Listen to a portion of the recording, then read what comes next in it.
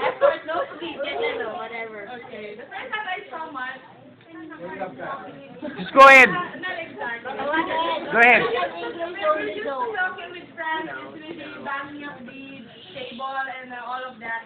We're so nervous. The first time we saw Michael, we thought, could be speech at the way that. We were thinking like that. So when we transferred here at Alabang and then we had our first day with you, sabi ko, oh, okay mo talaga sila, pero rock. Yeah. You know, Michael, ang galing mo kasi, ang galing mo kasi, wow! The emotion.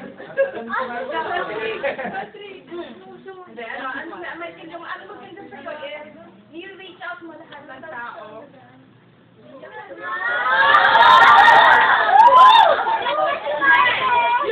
You can speak to them. Hindi mo kasi mahal ang bahay dito sa mga tita, di ba?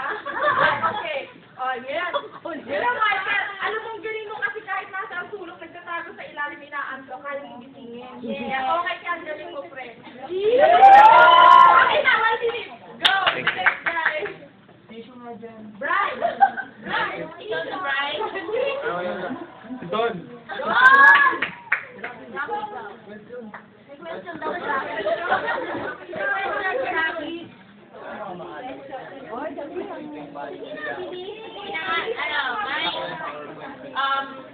In behalf, although nakita ka na, we've seen you in Makati and Ina, you're really different from Francis.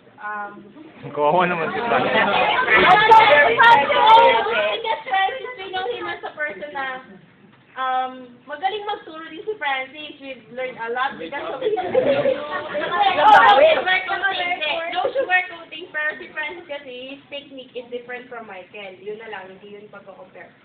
His technique is different from Michael, which is, una parang, because si Michael, okay pa ito, baka na masyadong lenient, wala na kami natutunan, ganyan. Pero, you're a perfect instructor.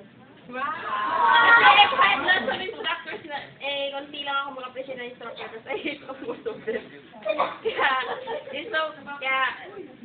Siguro nobody's perfect, but you could be an ideal instructor to many students. You could be, you are one, I mean. Thank you. Dami naman na bola ni Michael. Ano ba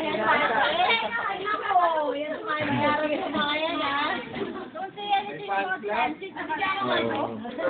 I can show this later. Girl, I see Francis earlier. I want to see. Nakita niyo ba? No. Babalik kayo. Okay. Kasi alam niya, nararamdaman